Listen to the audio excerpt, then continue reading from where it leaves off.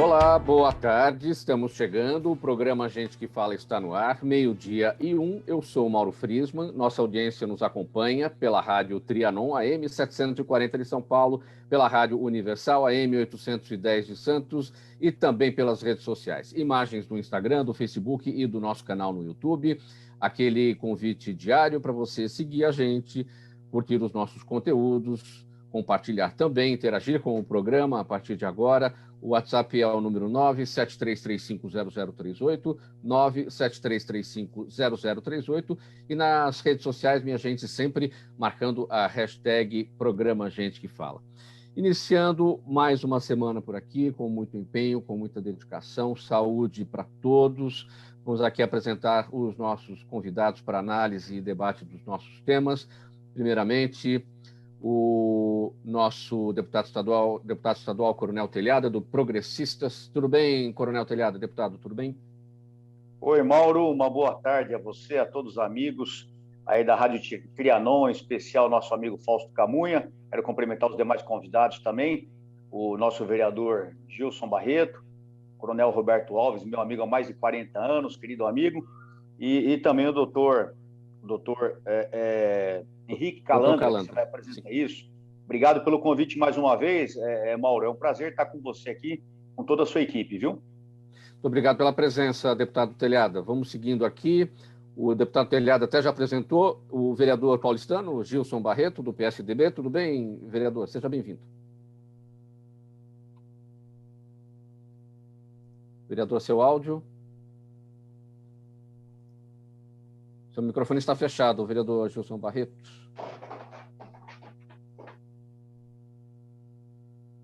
Isso, agora sim, vamos lá. Vereador Gilson Barreto.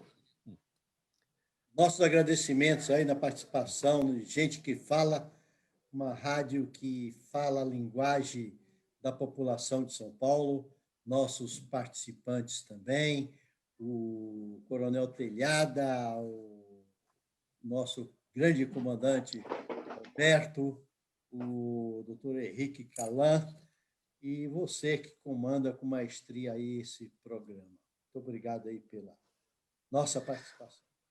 Muito obrigado pela presença, vereador Gilson Barreto. Eu apresento aqui também o Coronel PM, advogado, psicólogo, Roberto Alves dos Santos. Tudo bem, Coronel? Boa tarde. Muito boa tarde, Mauro. Muito boa tarde aos amigos, o deputado, meu grande amigo, Coronel Telhada, e ao nosso decano em longevidade na Câmara Municipal, o vereador Gilson Barreto, o doutor Calandra daqui a pouco conosco também. Um prazer novamente estarmos aqui nessa bancada tão célebre. O nosso desembargador Henrique Nelson Calandra está se ajeitando ali, está preparando a sua conexão, especialista em direito empresarial, ex-presidente da Associação Paulista dos Magistrados e a Associação dos Magistrados do Brasil. Enquanto ele se ajeita, já eu vou para a apresentação dele. Quero fazer um convite especial, minha gente. 12:04 agora, até aproveitar a presença do Coronel Roberto Alves dos Santos e também do nosso deputado Coronel Telhada, policiais militares, aquele convite especial para você acompanhar o Gente que Fala de sexta-feira, sempre com o apoio da FERMESP, a Federação das Entidades Representativas dos Militares do Estado de São Paulo, entidade presidida pelo Coronel Antônio Chiari, e que traz a cada semana informações fundamentais para a população sobre as áreas de atuação da Polícia Militar Paulista, todo o trabalho de segurança pública realizado no Estado. Portanto, o nosso convite feito para você na sexta-feira que vem, a partir do meio-dia, aqui no programa Gente que Fala. Acho que eu já tenho aqui a possibilidade de apresentar o desembargador Calandra. Tudo bem, desembargador? Seja bem-vindo. Obrigado, amigos. Boa tarde. Sempre é uma alegria poder participar do Gente que Fala. E para contar a vocês, estão tentando agora emplacar uma emenda no Senado, numa medida provisória do governo, de algum modo bloqueando o acesso ao judiciário, exigindo que haja uma prévia consulta administrativa antes que se ingresse com medida na área de saúde, na área do consumidor. Isso é um passo atrás em termos de defesa do consumidor. Então, queria denunciar publicamente que, às vezes, vende isso para o judiciário como sendo um grande avanço que vai reduzir o número de processos. Se fosse na Nova Zelândia, no Canadá ou nos Estados Unidos, talvez nem precisasse existir esse dispositivo. Mas a gente que conhece o que é o atendimento na área médica no Brasil sabe que isso é um passo atrás. Eu que lutei junto com Mariângela Sarrubo, com vários amigos, Herman Benjamin e todos os outros, para que tivéssemos um código do consumidor, e agora, nesse governo, querem dar um passo atrás. Sim. Desembargador, eu vou pedir uma gentileza, eu vejo que o senhor está aí ao ar livre, procurando um melhor posicionamento, né, para a nossa conversa. Eu vou iniciando aqui o assunto com os nossos convidados, enquanto o senhor se ajeita aí, colocando o telefone e o smartphone na posição horizontal, está bem? Para que a gente consiga ter a melhor imagem sua aí nessa transmissão pelas redes sociais. Vou procurar vamos ao nosso primeiro assunto. Para a gente poder falar. Ok, vamos ao nosso primeiro assunto aqui, 12h07 agora. O documento distribuído ontem pela Casa Civil a 13 ministérios para defender o governo das acusações sobre erros na pandemia, superou o número sugerido no roteiro do senador Randolfo Rodrigues, vice-presidente da CPI. A relação aponta 23 possíveis incriminações contra 18 da oposição. Entre as investigações que não estavam no rascunho da CPI estão o genocídio de povos indígenas, a militarização do Ministério da Saúde e o descumprimento das orientações do Tribunal de Contas da União. E, além disso, inclui 2 pontos econômicos que não estavam no radar da Comissão Parlamentar de Inquérito. Primeiro, a ineficácia do PRONAMP, aquele programa de crédito para pequenas empresas, e também a demora no pagamento do auxílio emergencial. Deputado Coronel Telhado, eu começo com o senhor esse tema. Estamos falando de uma tabela, de uma relação de 23 itens que o UOL teve acesso ontem, e essa relação foi encaminhada por e-mail a 13 ministérios, como eu destaquei aqui, com o que seria, digamos, a defesa do governo federal dentro da CPI, mas parece que acabou não acontecendo isso. Parece um tiro no pé, algo jogado contra o patrimônio. A CPI pode usar isso como munição, não? Olha, Mauro, eu falo o seguinte, meu amigo, me causa muita estranheza essas acusações contra o governo federal, erros na pandemia. A pandemia, como ela é novidade no mundo todo, eu acho que, infelizmente, muita gente errou, do mais simples ao mais complexo. Muita gente errou, era uma novidade, uma situação totalmente nova. Mas nós acompanhamos aí atentamente esses problemas da pandemia e nós sabemos que os erros não são do governo federal, são dos governos estaduais. Aqui em São Paulo, nós tivemos um absurdo de procedimentos, um absurdo de situações que foram se intercalando, foram se aumentando, avolumando assustadoramente, e trouxeram praticamente o caos ao estado de São Paulo. Agora, eles lá no Senado, esse senador Randolfo é um senador que nós sabemos qual a postura dele, é totalmente contrário ao governo, ele está mais uma vez politizando isso, é um cidadão de esquerda que é pernicioso à política brasileira, entendeu? Tanto é que vem se falar nos erros da pandemia e se coloca extermínio indígena. O que tem a ver isso com a situação dos erros na pandemia? Quem está sendo exterminado são os indígenas ou é toda a população? É só os indígenas que estão tendo problema com o coronavírus? Não é. Então, você vê que é puramente politicagem barata, politicagem chula, militarização dos ministérios. O que tem a ver isso? O que tem a ver isso com a pandemia? Então, você nota que, mais uma vez, ao invés de se procurar resultados práticos, resultados eficazes, estão simplesmente fazendo politicagem com a pandemia. Aliás, o que foi feito desde o começo, lockdown, não lockdown, vacina, não vacina, vamos comprar coisa da China, sendo que tinha coisa no Brasil, simplesmente foi feita uma comercialização dessa pandemia e continua essa coisa ridícula acontecendo. Mas, deputado Coronel Telhada, essa questão, por exemplo, esse ponto que o senhor destacou, o genocídio de povos indígenas, este é um ponto que aparece nesta relação apresentada pela Casa Civil. Esse ponto não aparece na relação apresentada pela oposição. Por isso que eu perguntei se não parece que alguém está jogando contra o patrimônio, um tiro no pé, digamos assim, porque a própria oposição não está pensando nessa questão. Não, eu falei, infelizmente, no governo Bolsonaro, eu falo, a maioria das críticas, as maiorias dos problemas que eles têm enfrentado e surgido, tem aparecido do seu próprio pessoal.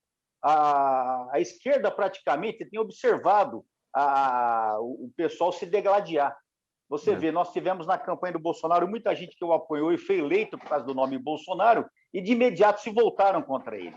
Mas a gente nota que essa CPI é uma CPI política, e ao invés do pessoal minimizar os problemas, ao invés do pessoal procurar resolver a situação da melhor maneira possível, não, fica se criando os factórios, e como você me disse que é pela Casa Civil, me causa mais estranheza ainda. Porque justamente quem deveria defender está trazendo um problema que não tem nada a ver com a história. Só falta falar das queimadas na Amazônia, do petróleo no litoral, vamos falar em todas as loucuras. É absurdo, né? Exatamente. O governo está muito preocupado com essa relação, com essa tabela que saiu da Casa Civil. O seu entendimento, Gilson Barreto, vereador, sobre esse tema? Seu microfone fechado. Agora sim está aberto. Eu não comungo com o pensamento do Coronel Telhada. Eu respeito, o Bolsonaro foi eleito, é o presidente da República, eu tenho que respeitar, foi o voto direto, mas eu acho que o presidente não tinha ideia que seria eleito. Formou um governo que, aleatoriamente, ao menos na minha leitura, ele é o comandante do país, ele é o chefe da nação, ele que deveria tomar as providências cabíveis. Nós estamos falando de pandemia, providência. Aí começou a querer fazer contraponto com os governadores, brigar com os governadores, e ele não se preocupou. Eu acho que ele pegou uma linha de defesa ou de confronto e foi avante, não teve como voltar atrás. Ele deixou falar que a pandemia é para ninguém usar máscara, que a pandemia era uma mimimi, que era de mariquinhas, que não sei o quê, e é uma realidade. Hoje nós estamos vendo o país como está. Ele que deveria ter assumido o comando. Aí, ainda bem que a nação teve os governadores para tomar frente, tomar posicionamento, preparar. A gente pode falar o que for, não estou aqui para defender fulano, beltrano, ciclano, mas a questão da vacina. Se o Dória não toma as providências da vacina, até hoje nós estaríamos sem vacina no Brasil.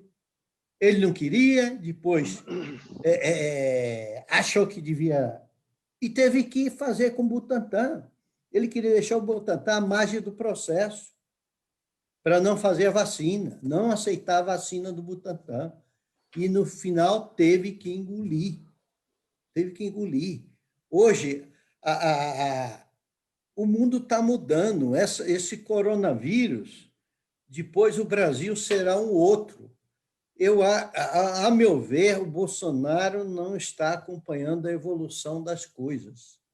Ele está preocupado com coisas pequenas ou coisas internas. Ele não está olhando.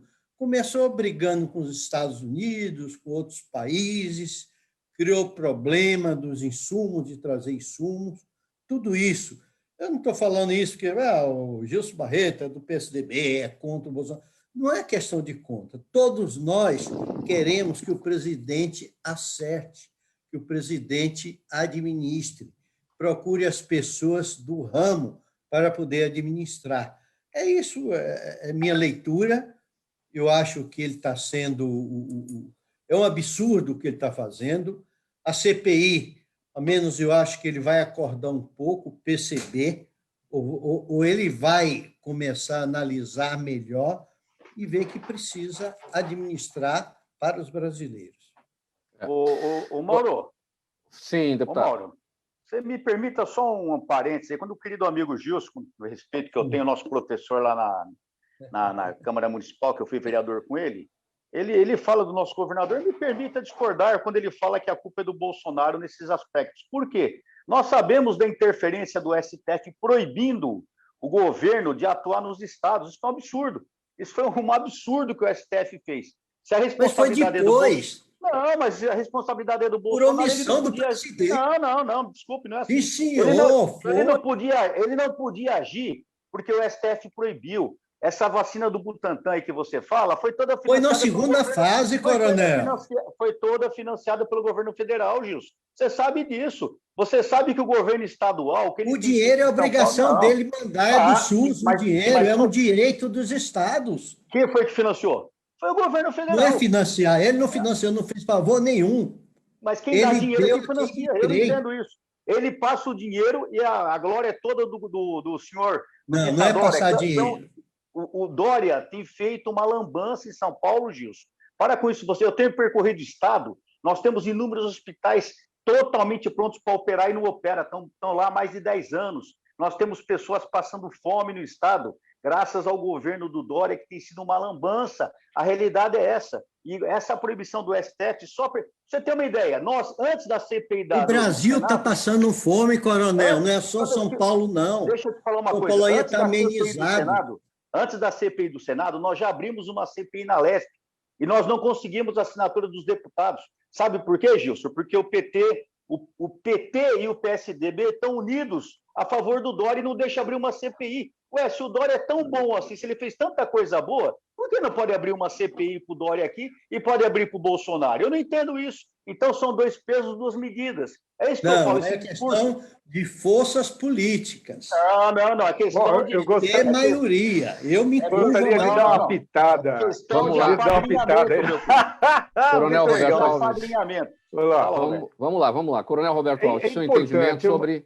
Inicialmente, o nosso tema é essa relação com esses 23 itens, ao qual o Portal UOL teve acesso ontem e que preocupa o governo. Isso pode servir como munição na CPI que será instalada a partir Na realidade, Mauro, eu não vejo dessa forma, não. Essas questões de genocídio de indígenas e aquela da militarização do Ministério da Saúde, são questionamentos que vêm sendo colocados contra o governo. Eu acho que o melhor momento porque a CPI, o que é essa CPI? É uma comissão para investigar, então que investigue tudo, porque não há. Imagine que nós estamos falando de genocídio, é a morte deliberada de grupos, que absurdo, que estupidez, que já fique dentro dessa CPI esse esclarecimento para não ter questionamentos futuros. Eu vejo dessa forma. Eu acho que tem que ser colocado todos os temas que são polêmicos e degradantes ao governo, tem que ser colocados nessa CPI para que seja devidamente investigado. Porque a CPI não está condenando ninguém, simplesmente está iniciando uma investigação. E é bom que clareie todos esses cenários que foram questionados ou que são colocados em relação ao governo. Em relação a essa questão de questionar o presidente, olha, o STF, em abril, dotou governadores e prefeitos do poder em relação à pandemia. Não é no fim, não, no começo. Em março, todos os governadores e prefeitos estavam regozijando-se em carnavais nos seus estados e municípios, como se nada acontecesse no Brasil. Então, a intervenção do STF foi totalmente equivocada e tira do presidente qualquer tipo de responsabilização. Perdoe-me aqueles que querem jogar para o presidente, tirando dos governadores e prefeitos que receberam essa autonomia, e o governo federal mandou rios de dinheiro no começo para questionar. Os hospitais de campanha foram feitos em momentos impróprios e desfeitos nos momentos mais importantes. Então, CPIs nós devemos ter, sim, em nível municipal, e desfeitos em nível estadual, e pode ser no federal, CPIs nós devemos ter. Agora, do jeito que está o foco, e eu concordo com o Telhada, o foco está sendo para o presidente e os demais. Porque os prefeitos e governadores é que têm feito o que querem, com mandos e desmandos, a favor e contra a Constituição. Então, isso está claro. E na CPI, eu acho que deve colocar mesmo. Genocídio, vamos investigar o genocídio. Militarização.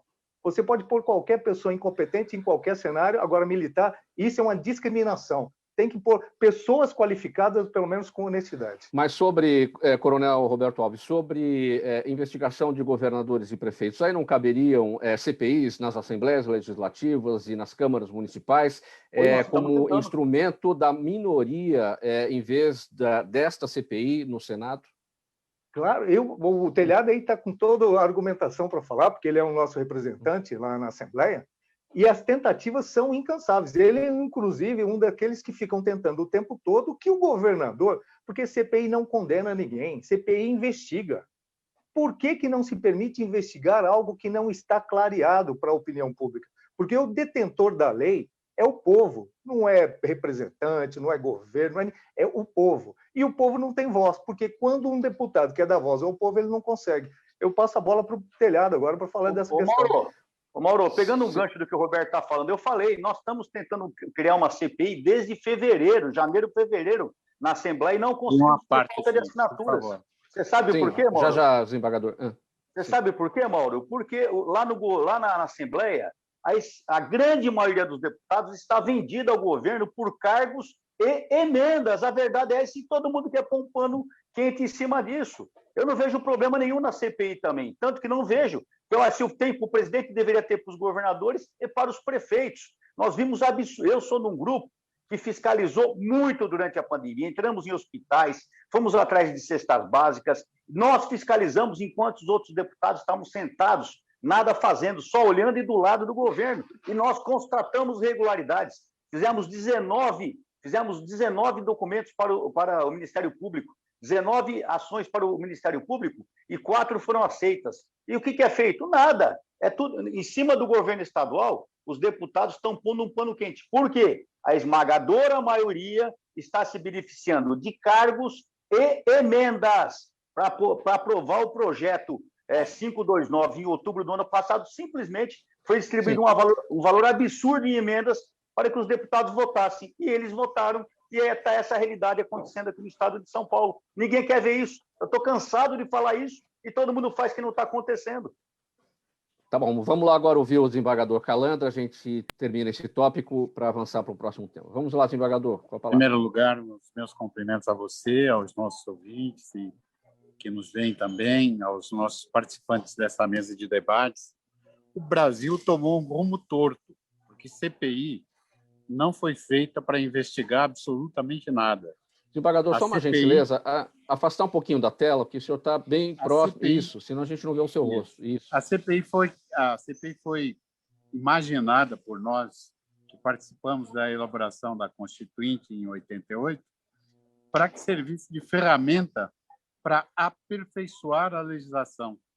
A CPI investigativa ela não tem poderes para fazer uma investigação profunda, criminal. O trabalho da CPI é um trabalho de aperfeiçoar, buscar as falhas para corrigir aquilo que está de errado na legislação. E virou ferramenta de esbofeteamento político. Aqueles que foram alijados do poder, agora o governo é um governo que dizem carimbado como radical de direita, inventaram um monte de argumentos para instaurar uma CPI. Quem deve colocar a CPI em votação não é o Supremo Tribunal Federal, não é o presidente do Tribunal de Justiça, não é juiz nenhum. Quem é juiz de instaurar a CPI no momento adequado, quando precisa melhorar a lei, é o presidente do órgão legislativo e mais ninguém. De sorte que essa CPI em relação às questões de saúde, ela vem passar um gourmet e enfiar um goela abaixo dentro do Senado e dentro da Câmara Federal. Portanto, é alguma coisa inadequada para o momento que nós vivemos. O Coronel Telhada foi homem que colocou seu peito na frente para salvar vidas. Os médicos brasileiros, aqueles que estão na linha de frente, estão dando a sua vida para salvar outrem. Por sorte que é preciso rememorar tudo isso. O senador Randolph Rodrigues, ele é um líder da ala esquerdista, mas é alguém que eu encontrei com ele num voo para Macapá no primeiro dia da Mais uma posse vez, dele. desembargador, só afastar um pouquinho da tela, senão a gente não consegue ver. Eu tomei, no dia que ele tomou posse, eu estava com ele num voo de Macapá, e ele disse que ia decorar o regime. Eu falei, olha, aqui todo mundo que os melhores parlamentares sabem decorar o regimento da Câmara e do Senado. Aí ele falou, é isso que eu vou fazer. Então, onde tem uma brecha, ele está se colocando. Eu acho que abençoada divergência, porque é com a divergência que a gente constrói a convergência. Mas eu queria dizer que não há nenhum crime em colocar militares no governo. Está aí o Coronel Telhado como deputado, eleito legitimamente pelo povo de São Paulo. Então, os militares, principalmente do Exército, a nossa Polícia Militar, eles são preparadíssimos para colocar a vida deles para defender a vida de outrem. Nós já tivemos o José Serra, foi um dos melhores ministros que nós tivemos da saúde. Foi quem criou o medicamento genérico. Todo mundo esqueceu disso, mas ele não era médico. Ele era e é economista até hoje, um dos grandes economistas do nosso país. Eu acho que eu tive que enterrar uma pessoa essa semana, uma pessoa da família, teve alta da Covid, morreu em casa 15 dias depois, porque as autoridades de saúde, os planos de saúde, largam a pessoa em casa sem uma assistência intensa e o resultado é morte. E o carimbo é Covid. Como é que você se sentiria, cada um de nós, se a sua mãe morre dentro da sua casa e você recebe a roupa dela, sua mãe vai ser enterrada sem roupa, enfiada dentro de um saco preto, sem direito à extrema-unção, sem direito ao ofício religioso, sem direito à velório. É isso que está acontecendo no Brasil. Muito bem, 12h27, seguindo aqui com mais um assunto. No programa Gente que Fala, a Assembleia Legislativa do Estado de São Paulo aprovou na quinta-feira passada o PDL, Projeto de Decreto Legislativo número 32 deste ano, que reconhece de forma coletiva os decretos de calamidade pública adotados pelos municípios paulistas em razão da pandemia. O projeto foi redigido pela Comissão de Constituição, Justiça e Redação, com o apoio do Tribunal de Contas do Estado, e prevê que todos os gastos e despesas decorrentes da situação calamitosa deverão ser amplamente divulgados no portal da transparência. Alguns números aqui para a gente ilustrar. A Alesp recebeu 131 pedidos de homologação de decretos de calamidade pública adotados por municípios paulistas, só nesse ano aqui, de janeiro até agora, em 4 meses, e no ano passado todo foram 555 pedidos de homologação, incluindo o governo do Estado e a Prefeitura de São Paulo. Deputado Coronel Telhada, por que de forma coletiva esse PDL reconhece esses decretos de calamidade pública e não de forma individual para cada um desses municípios, já que o senhor defende realmente uma CPI para investigar prefeitos, no caso aqui, né, no âmbito do Estado de São Paulo, para investigar prefeitos em relação a medidas tomadas durante a pandemia.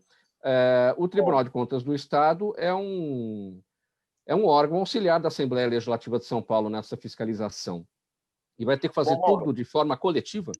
Mauro, é o seguinte, nós vamos precisar de muito tempo para discutir essas coisas aqui hoje, meu amigo. Olha, a primeira coisa, hoje a Assembleia está trabalhando de modo virtual, o que eu acho um absurdo. Desculpa o termo, eu acho uma sacanagem. Deputado devia estar na Assembleia trabalhando presencial, porque no método virtual, você trabalhou lá, você sabe como funciona, no método virtual é porteira aberta, Mauro. Faça o que quer. O que o presidente quiser passar na Assembleia hoje, ele passa, porque no método virtual é porteira aberta. Eles estão aproveitando isso. Quando se falou em serviço essencial, eu achei um absurdo a Assembleia achar que não é essencial. Ela se pôr numa situação, nós não precisamos estar presentes. Ou seja, se o serviço da Assembleia, que é um dos serviços para se dirigir o Estado, não é essencial, pelo amor de Deus, né? Mas não, os deputados aceitam isso por quê? Ficam na sua casa, sentados na sua casa, só passando uma vez, 2 vezes por semana aqui no telefone e acham isso trabalho. É vergonhosa a ação da Assembleia Legislativa. Quanto a esse PDL, é outro absurdo, é mais um cheque em branco que a Assembleia dá para todos os municípios. Eu não estou duvidando de nenhum prefeito, não é isso. Mas nós sabemos de um monte de problemas que têm ocorrido, não só no governo estadual, como nas prefeituras. Isso aí tem chegado queixa todo dia, tem sido enviado documentação todo dia ao Ministério Público por deputados, por vereadores,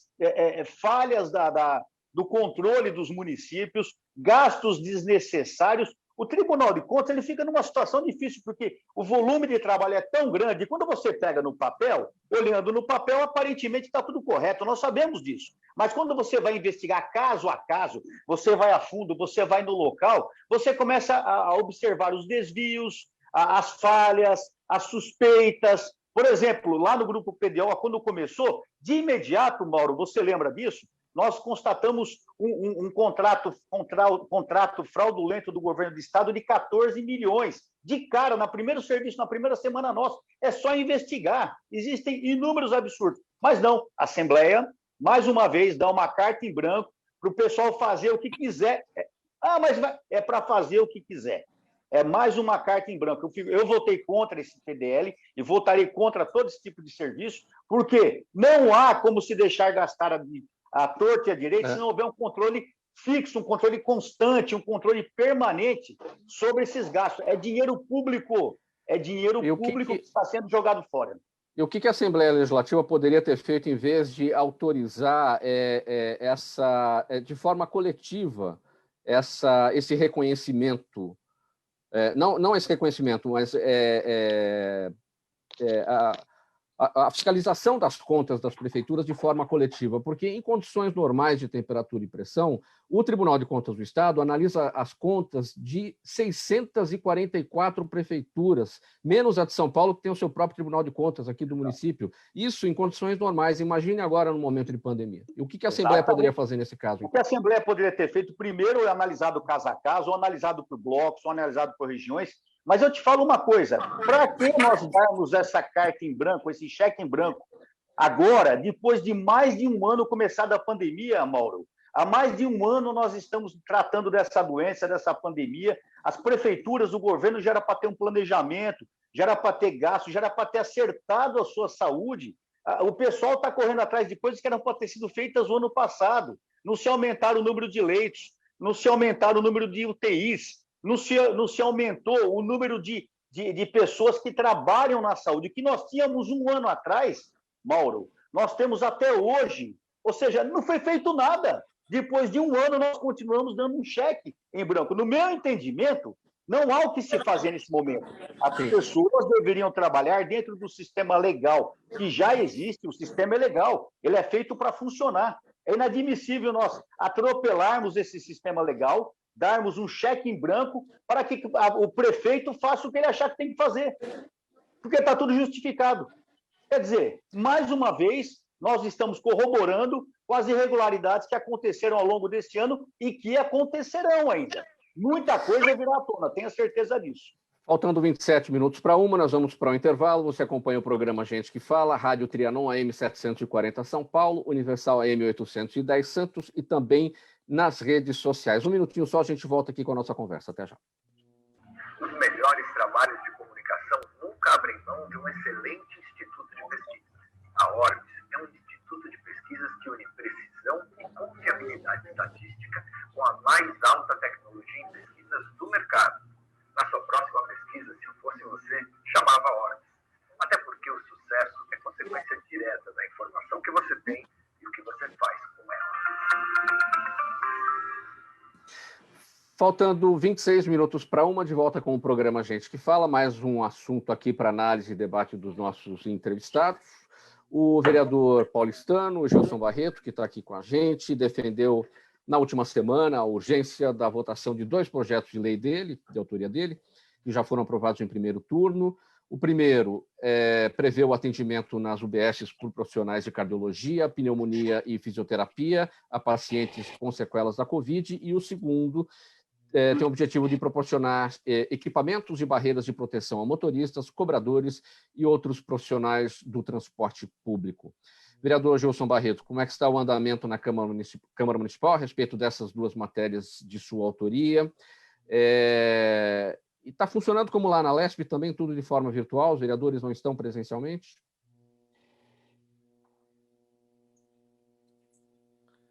Vereador Gilson, seu microfone fechado mais uma vez.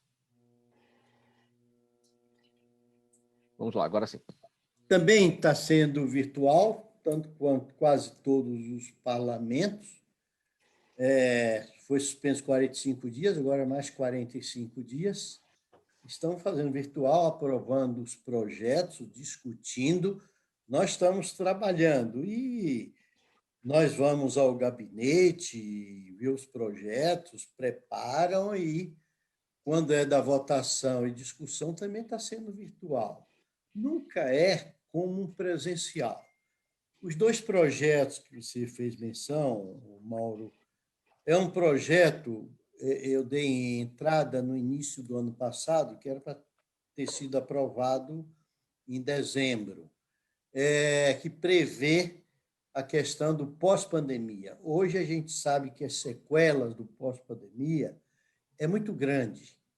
Todo tipo de sequelas. Hoje a prefeitura, o Estado, a área de saúde não estão preparados para atender essa demanda e vão deixando de lado. Então, em São Paulo, nós criamos o projeto para que as prefeituras organizem as UBSs para poder receber. Teve pandemia, tem que ter um acompanhamento direto para poder atender fisioterapia, todo tipo clínico, que hoje você vê gente que está com problema mental, tem pessoas que estão com problema das pernas, problema do pulmonar, enfim, em geral. E se a gente não der um instrumento para o executivo dizer é lei, você tem que fazer, sempre fica para depois. E hoje é uma realidade. O outro projeto é o dos ônibus, que os ônibus hoje é o local onde mais a pessoa pega a pandemia e não estão dando atenção devida. Tem que ter barreiras para os motoristas, cobradores, os auxiliares dos ônibus, tem que ter barreira física, tem que ter luvas, tem que ter álcool gel, e a gente sabe que não tem. Lota um ônibus, a pessoa tem que trabalhar, lota o ônibus e não estão tomando as atenções devidas. Não só a cidade de São Paulo, mas todas as cidades. Você vai em qualquer cidade, hoje o transporte está sendo um grande transmissor do coronavírus. Sim. E, às vezes, não dão atenção devida e a coisa está aí e nós precisamos tomar muito cuidado, precaver. Sim. Sim. Vereador Gilson Barreto, esses 2 projetos, o primeiro que coloca os profissionais de cardiologia, pneumonia e fisioterapia para atender os pacientes com sequelas da Covid nas UBSs, e o segundo, que trata dos equipamentos e barreiras de proteção a motoristas e cobradores. Eles são projetos autorizativos de sua autoria, ou seja, dão a permissão ao executivo para a implementação ou obrigam o executivo? A gente tem que também lembrar sempre o nosso ouvinte, o nosso espectador, que o parlamentar ele precisa atentar a essa questão de que ele não pode criar despesas para o executivo e, às vezes, por conta disso, precisa fazer um projeto autorizativo.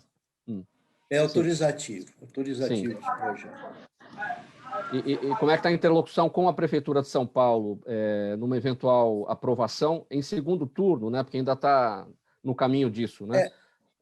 Eu já levei ao conhecimento do Executivo, eles fizeram análise, houve algumas mudanças, ajustes, já foi feito para ser sancionado esse projeto. Sim. Então, só depende agora de uma aprovação em segundo turno, que também não tem previsão de ir para a pauta?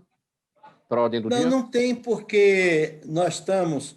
Você, para aprovar um projeto no parlamento, não é fácil. Então, você tem que entrar, porque lá, se um aprova, todo mundo quer aprovar também. Sim. Então, são 55 projetos. Na Assembleia também a mesma coisa. E é difícil aprovar um projeto, é uma dificuldade, você tem que articular muito, e o parlamento é isso, é parlamentar, é discutir, é chegar a bom senso. Eu quero dizer também que eu não sou contra nenhum militar assumir cargo no executivo, ao contrário, eu sou favorável. Todos são capazes, se preparam, inclusive, além do seu trabalho de segurança, também em várias áreas são profissionais. Sim, mas o que se diz é a respeito da presença dos militares nos governos, mas militares da reserva e não militares da ativa, para que o trabalho desse militar não se confunda com a instituição a qual ele pertence. Nas colocações dos nossos comandantes, parecia que eu estava contra, deu que entender que eu estava contra qualquer militar assumir cargos. Não sou, ao contrário. Tá? Mauro. E eu bati muito nessa questão do presidente, foi omisso, ele devia ter assumido o comando da pandemia, e o dinheiro que vem é do SUS, é a cota de cada estado e de cada município. Sim. Tá? O Bolsonaro não está fazendo favor para ninguém. É tanto que ele queria segurar São Paulo, foi ao judiciário, o judiciário obrigou ele a dar o quião de São Paulo. Sim. Coronel, bem rapidinho, Coronel Telhada, para a gente finalizar esse tópico e passar para o assunto. Só quero dizer ao nosso amigo professor Gilson Barreto, Gilson, se eu passar essa impressão, me perdoe. Jamais, eu nunca pensei isso de você, eu sei da pessoa que você é, do seu trabalho forte, do carinho que você tem pela gente, pelo amor de Deus. E outra coisa, só, Mauro, você vê que interessante, esses dois projetos do Gilson já eram para ter sido aprovados há mais de um ano. Nós estamos, a pandemia há mais de um ano, dois projetos tão interessantes, ainda estão pensando se vão votar, quer dizer, vão esperar acabar a pandemia para votar um projeto desse. É uma pena, as casas legislativas nossas, elas são muito morosas, elas se perdem muito tempo com temas de só menos importância, e dois temas importantes, como o vereador Gilson nos traz, estão aí travados, esperando para quê para ser votados? Já era para estar em ação. Um levantamento da FEBRABAN, deputado Coronel Roberto Alves, aponta que durante a pandemia houve um aumento de 70% em golpes virtuais, principalmente por e-mails, com vírus e links que levam a sites falsos para obter informações como senhas, números de cartões de crédito, informações pessoais e outros dados. Segundo especialistas, o isolamento social proporcionou mudanças na vida de muitas pessoas, como a adoção do modelo home office e o aumento das compras online, que facilitaram a ação de hackers. Bem por aí, né, Coronel Roberto Alves? As pessoas em casa trabalhando no home office, mais ligadas no computador o tempo todo e não acompanhando aí muito as devidas precauções, né, em relação ao movimento de compras na internet, né? Seu microfone, Coronel. Agora. Verdade. Vamos lá. Primeiro que o dado da FEBRABAN fala exatamente dos bancos como vítimas, né? Aumentou 70% durante a pandemia. Mas, no geral, os golpes, os crimes cibernéticos, eles perderam, não tem nem proporção mais, não tem nenhum órgão que consiga contabilizar. Existem órgãos internacionais que fazem algumas emissões. Para você ter ideia, de janeiro a setembro de 2020, houve 3 bilhões e 600 milhões de tentativas de ataques cibernéticos a brasileiros. Então, os números são muito superiores a tudo isso que a gente imagina. Se você não foi vítima de um golpe, você ainda vai ser de alguma fraude, de alguma tentativa. Todos nós, 210 milhões de habitantes, nós estamos falando em bilhões de ataques, isso em 7 meses. De lá para cá, houve um aumento, inclusive, disso. O Brasil, hoje, é o segundo país que sofre mais tentativas de ataques cibernéticos no mundo. Em compensação, o Brasil também é um dos que mais investe em segurança da informação, tem esse vetor importante, e os bancos brasileiros são os que mais investem em segurança também das suas atividades. Então, de um contraponto, nós temos tentativas de crimes, e do outro lado tem a nossa proteção. Hoje existe uma Lei Geral de Proteção de Dados, que é uma das grandes vítimas, nós somos vítimas em perder nossos dados, mas essencialmente, que é importante colocar, o participante, nós, enquanto cidadãos, participamos muito para facilitar os golpes criminosos, porque, no fundo, a estrutura bancária e instituição financeira vai ser o alvo final, porque é quem tem o dinheiro, mas é através do cidadão que vai chegar até esse evento. Então, medidas muito simples, Mauro, muito simples, como você ter um antivírus ou no seu computador ou no seu celular. Você fala, poxa, o negócio é tão óbvio, só 3% da população tem antivírus, sistemas de antivírus nos seus sistemas de tecnologia. Senhas, que é outro vetor importantíssimo, senhas seguras, 0,1% da população usa senhas seguras. A maioria usa aquelas senhas que vêm do próprio provedor, aquelas 000, 1, 2, 3, 4, 5. Você tem internet em casa, tem o seu sistema de Wi-Fi, e a senha é aquelas mais simples. Eu digo sempre para as pessoas, o que é fácil de lembrar é fácil para o criminoso descobrir. Data de aniversário, nome da rua, o nome do pai, da mãe. Então, o que nós temos que criar? Senhas difíceis, ter um sistema de bloqueio, porque o antivírus ele não vai resolver o problema do mundo, mas vai ser um dificultador. Essas duas atitudes já minimizariam muito as consequências desses ataques que serão cada vez mais contínuos e afetarão cada vez maior o número de pessoas. Então, é muito importante que as pessoas não aceitem o que vem de fora, outra dica que é fundamental. Sempre que houver uma promoção, um e-mail que você não conhece, não aceite, delete do seu sistema, inclusive da lixeira. E quando você quiser conectar com aquela empresa, você vai ao encontro e não dê encontro. Você procura a empresa, digite a URL e você vai buscar o que aquela empresa pode oferecer. E ligar o desconfiômetro, né? Você já... Ligar o desconfiômetro, né? Essas coisas fáceis. Pois é. Só que, veja bem, você detém a atenção, Mauro, o brasileiro é o povo que fica mais conectado em tempo diário na internet. Nós ficamos uma média de 6 horas, considerando um trabalho de quase 13 horas. É o povo que fica mais conectado, mais que o americano, mais que o chinês, é o brasileiro. Então, ele fica vulnerável, porque você não mantém a atenção 24 horas por dia. Imagine, não tem condição. O máximo de atenção que você exige de uma pessoa por dia, ininterrupto, seria de 2, 3 horas. Imagine ficar 13 horas em frente ao computador, ao celular. Você vai perder em algum momento essa prevenção, essa precaução. Por isso que você tem que se munir dessas atitudes simples. Tenha o seu antivírus, procure uma senha que você tenha que anotar no papel e guardar, que você não lembre, porque se é difícil para você, é difícil para o criminoso descobrir. E simplesmente vá ao encontro do que você quer e não aceite nada que venha de fora, e-mail que não conhece, mensagem que não conhece. Tire isso da sua vida. Faça uma atualização dos seus equipamentos que o próprio sistema determina e oriente e as pessoas deixam para amanhã, para depois de amanhã, e você vai estar, pelo menos, num ambiente mais seguro. Faltando 13 minutos para 1 agora, no programa Gente que Fala, desembargador Calandra, vivemos em uma época marcada pela mistura do político com o jurídico. Eventos jurídicos são politizados, enquanto outros de natureza política são judicializados. Esse é um trecho de um artigo publicado na Folha de São Paulo ontem, semana passada, né? Tornou-se mania nacional julgar as decisões de tribunais, especialmente do Supremo Tribunal Federal. E esse artigo, assinado pelos advogados Alberto Toron, Belisário dos Santos Júnior e José Carlos Dias, além do Antônio Maria de Oliveira, se referem ao julgamento do ex-presidente Lula pelo juiz Sérgio Moro. E só para lembrar aqui, na semana passada, por 7-2, os ministros do Supremo formaram maioria e confirmaram a decisão tomada pela segunda turma sobre a suspeição do ex-juiz. Esse artigo fala, em relação à sociedade, da existência de muitos juízes dos juízes. O senhor concorda com isso, desembargador Calandra? Verdade. Esse veredictum do Supremo, com todas as vênias, né?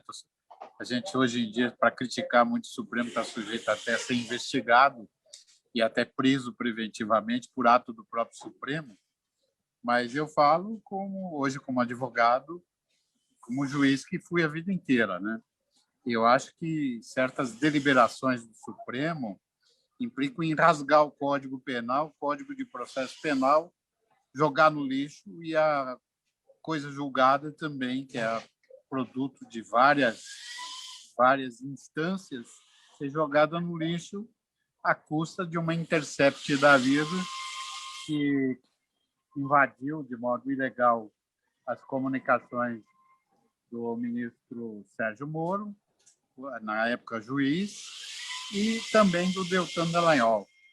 Por mais justificado que possa ser essa indiscrição na comunicação entre eles, daí para dizer que é suspeito, depois de anular todos os julgados que já ocorreram, dizendo que o Fórum de Curitiba não era competente, isso tudo acaba destruindo a imagem pública de alguém e que não tem possibilidade de defesa.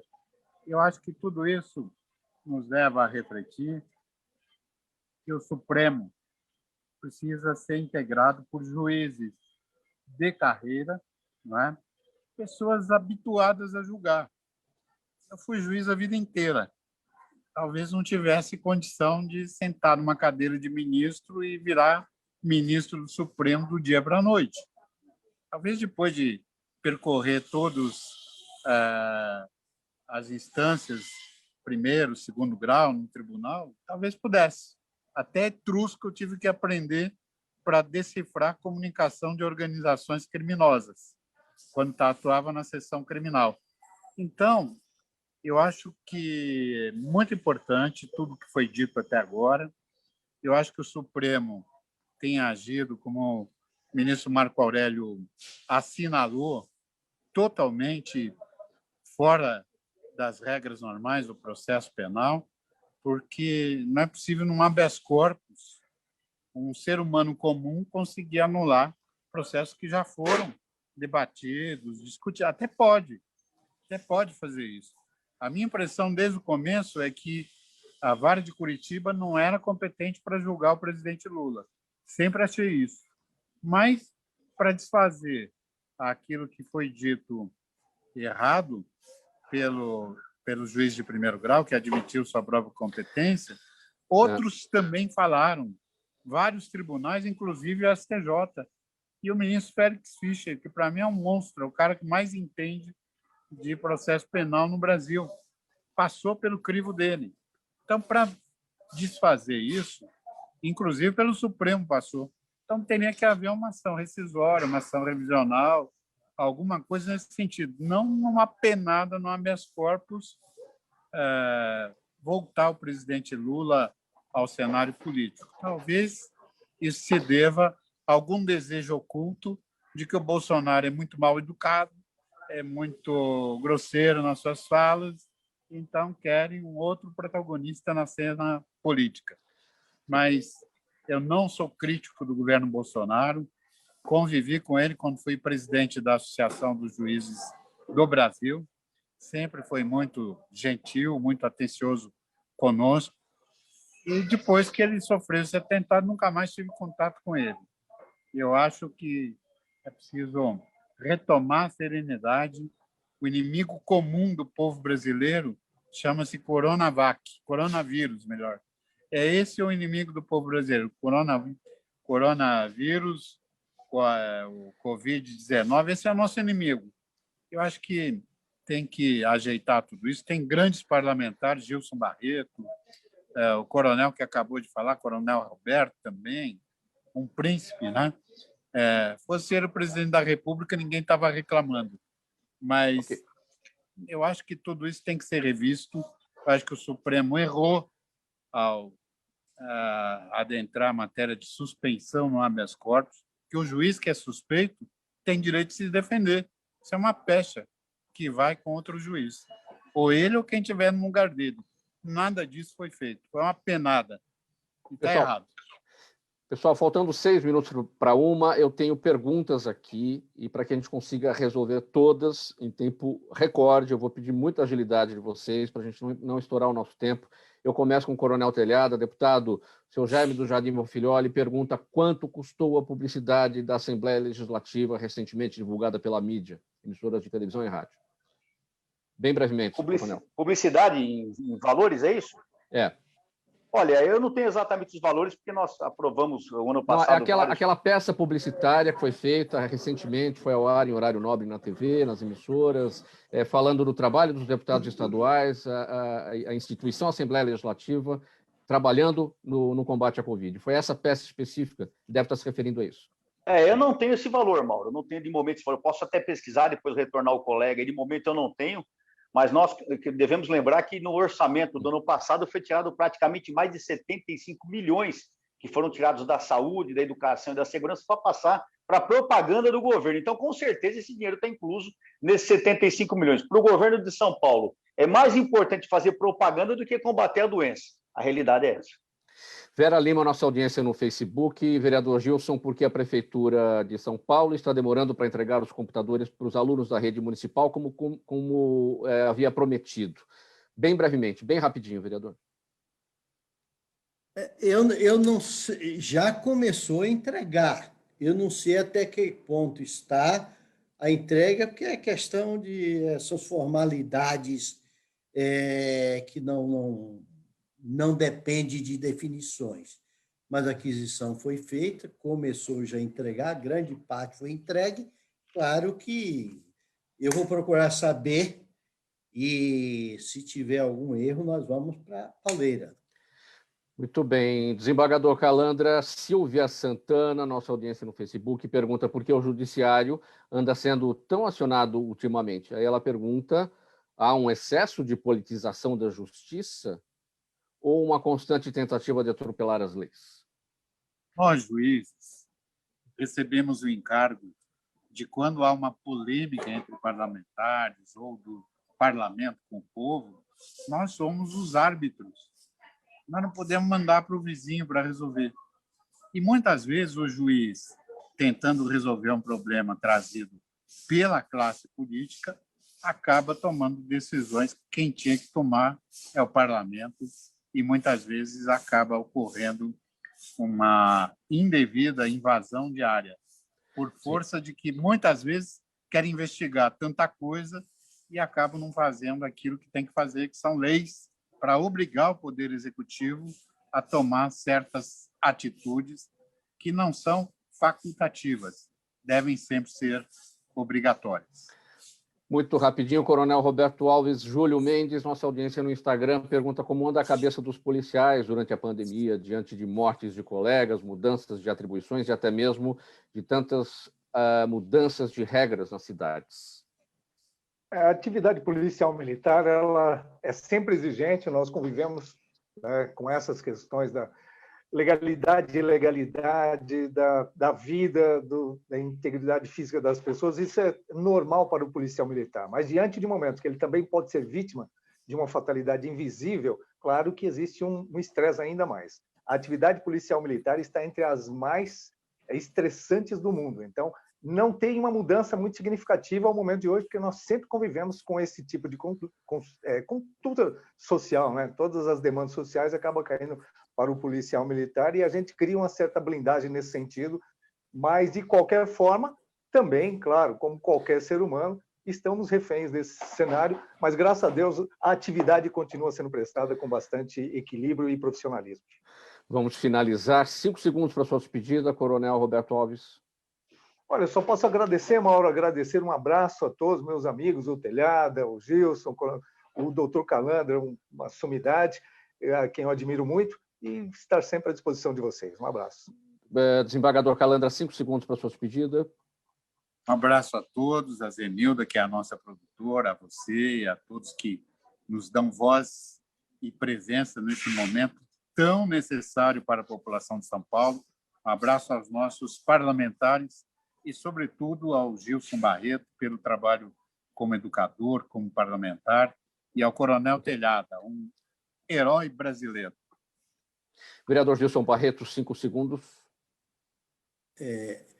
Olha, nós só vamos consertar esse país quando houver uma conscientização política. Enquanto pegar papelzinho no chão e votar, nós estamos ferrados.